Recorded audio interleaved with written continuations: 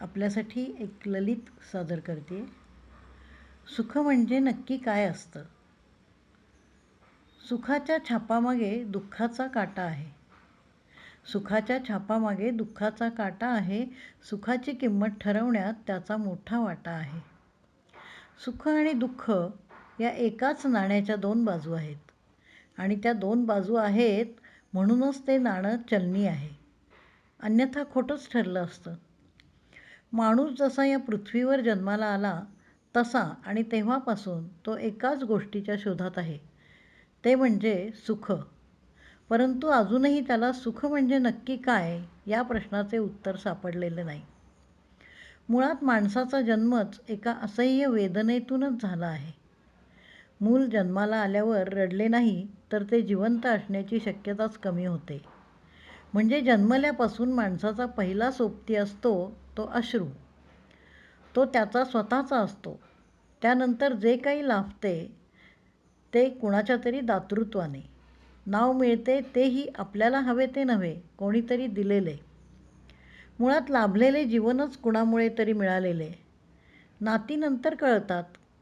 बरं, आपण कोणाच्या पोटी जन्माला यावे हेही आपल्या हाती नाही. म्हणजे माणूस जन्मतःच पराधीन आहे आणि पराधीनाचे सुख, दुःख, यश, अपयश सारेच दुसऱ्यावर अवलंबून असते. प्रत्यक्ष श्रीरामांना देखील हे चुकले नाही. वनवासात ते भरताला सांगतात, दैवजात दुःखे भरता, दोष ना कुणाचा, पराधीन आहे जगती पुत्र मानवाचा. हे सगळे कितीही खरे असले तरी माणसाचा पुरुषार्थावर विश्वास आहे. तो सतत प्रयत्नशील असतो आणि प्रयत्नशील माणसालाच परमेश्वर साथ देतो. फक्त खरे सुख कशात आहे हे ओळखता यायला हवे आणि इथेच गडबड होते. त्या त्या वयानुसार सुखाची संकल्पनाच बदलत जाते. बालवयात ज्या गोष्टींमध्ये आनंद मिळतो त्यामध्ये मोठे झाल्यावर तो राहत नाही. तरुण वयात जे हवेहवेसे वाटते त्याचे प्रौढत्वात आकर्षण राहत नाही. किंबहुना काही गोष्टीतील सुख इतके अल्पजीवी असते की हातीच्या पाऱ्यासारखे कधी निसटून जाते कळत नाही. बालपणी निरागस मनाला एखादे खेळणे आनंद देते, पण ते मोडले किंवा हरवले की त्याचे दुःखही तेवढेच होते. आणि हाच ऊन पावसाचा खेळ आयुष्यभर सुरू असतो. कारण आपण फार वरवरच्या आणि भौतिक गोष्टींमध्ये या सुखाचा शोध घेत असतो. चांगले शिक्षण मिळाले, नोकरी व्यवसायात यश मिळाले, घर, बंगला, गाडी, उच्च पद, मानमरातब, सत्ता, अधिकार अशा अनेक सुखाच्या मागे माणूस धावत असतो. पण खरंच या सगळ्यामुळे माणूस सुखी होतो? प्रत्येक माणसाची सुखाची कल्पना वेगळी असते असे म्हणतात.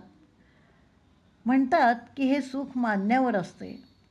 आमच्या लहानपणी छोट्या छोट्या गोष्टीत आम्हाला जो आनंद मिळायचा तो आजच्या पिढीला वाटत नाही. कुठलीही फारशी करमणुकीची साधने उपलब्ध नसताना आम्ही बालपण खूप आनंदात घालवले. ना पैसा होता ना साधने, पण जे होते त्यामध्ये समाधान मानण्याची सवय मात्र होती आणि नेमके हेच आजच्या पिढीकडे नाही. कितीही असले तरी अजून हवे हा हव्यास माणसाला खऱ्या सुखापासून वंचित ठेवतो आहे. भोगवादाकडे वेगाने आकर्षित होणारी माणसे जीवनातील खऱ्या सुखाला पारखी झाली आहेत. विज्ञानाच्या मागे लागून रोज नवनव्या वस्तूंच्या हव्यासाने पछाडली गेली आहेत. मोबाईल, कम्प्युटर, क्रोमबुक, किंडल काय आणि किती सांगावे. रोज नवी नवी साधने त्याच्या मनाची पकड घेत आहेत.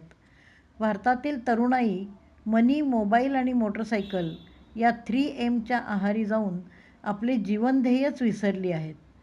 या उसन्या सुखाची चटक मनाला अशी काही भुरळ घालत आहे की आज सुखाच्या कल्पनाच बदलून गेल्या आहेत. समाजातील नको एवढे आहे रे आणि गरजेपुरतेही नाही रे या दोन गटातील दरी वाढत चालली आहे.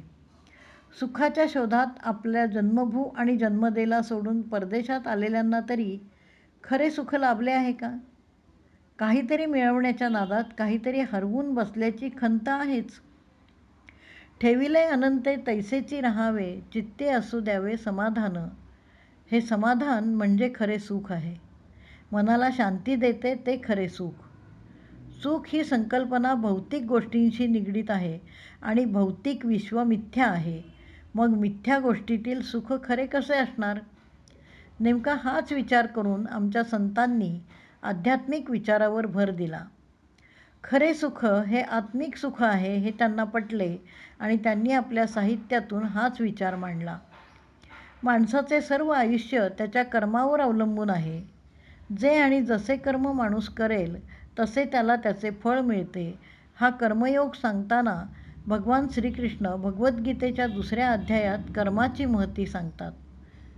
कर्मण्येवाधिकारस्ते मा फलेषु कदाचन मा कर्मफलहेतुर्भूः मा ते संगोत्स्वकर्मणि योगस्थः कुरु कर्माणि संगम त्यक्त्वा धनंजय सिद्धसिद्धयो समो भूत्वा समत्वम योग उच्यते. भगवान म्हणतात, कर्मावर तुझा अधिकार आहे, त्याच्या फलावर तुझा अधिकार नाही. म्हणजे फलाची इच्छा धरून कर्म करू नकोस. आसक्ती सोडून आणि यश व अपयश याविषयी समत्व भाव ठेवून कर्म कर. अर्थात याचा अर्थ असा की कुठलेही कर्म केले की फळ मिळणारच हे स्पष्ट करून सांगताना ज्ञानेश्वर माऊली म्हणतात, गुळ नेणता तोंडी घातला देची गोडी. गुळ नेणता तोंडी घातला देची गोडी अगी मानुनी राखोंडी चेपिली पोळी. म्हणजे ज्याप्रमाणे गूळ नकळत जरी तोंडात घातला तरी गोडच लागतो किंवा अग्नीस राख समजून जरी त्यावर पाय दिला तरी तो भासतोच, तसे प्रत्येक कर्म त्याचे फळ स्वाभाविकपणेच देते. पण ते कधी आणि कशा प्रकारे मिळणार हे मात्र मनुष्याच्या हाती नाही. अगदी आजच्या विज्ञानाच्या प्रयोगाबाबत देखील असेच म्हणावे लागेल की संशोधन करणे वैज्ञानिकाच्या हाती असते, पण त्याची निष्पत्ती काय होणार आणि कधी होणार हे काही त्याच्या हाती नसते. परंतु प्रयत्न करणे मात्र त्याचे काम आहे. या जगात येताना प्रत्येकजण आपले विहित कर्म बरोबर घेऊन आलेला असतो आणि ते त्याला पूर्ण करावेच लागते. त्यामुळे आपल्या वाट्याला आलेले कर्म करावे आणि जे फळ पदरात पडेल त्याचा समाधानाने स्वीकार करावा, यातच त्याचे सुख सामावलेले असते. सुखाची अपेक्षा केली की पाठोपाठ दुःख येतेच, म्हणून सुखापेक्षा आनंद शोधावा. आनंद या शब्दाला विरुद्धार्थी शब्द नाही, तो निखळ आनंद असतो. इतरांबरोबर वाटला की द्विगुणित होतो. सर्वसामान्य माणसाला हा कर्माचा सिद्धांत वगैरे कळत नाही, पण चांगल्या वाईटाची जाण तरी नक्कीच असते. तेव्हा चांगले कर्म करावे, जेणेकरून दुःख तरी पदरात येणार नाही. सुखाची परिभाषा सांगता येत नाही, ती व्यक्तिपरत्वे बदलत जाते आणि आपण जेव्हा दुसऱ्याला आनंद देतो तेव्हा आपला आणि त्याचा मिळून आनंद द्विगुणित होतो. जो चिरकाल राहतो तेच दुःखाचे आणि आपण दुसऱ्याला दुःख दिले तर ते आपल्यालाही सोसावे लागतेच. म्हणून दुसऱ्याला सुखी करण्याने आपण सुखी होतो. सुख कोठे असते असे जर विचारले तर सांगावेसे वाटते,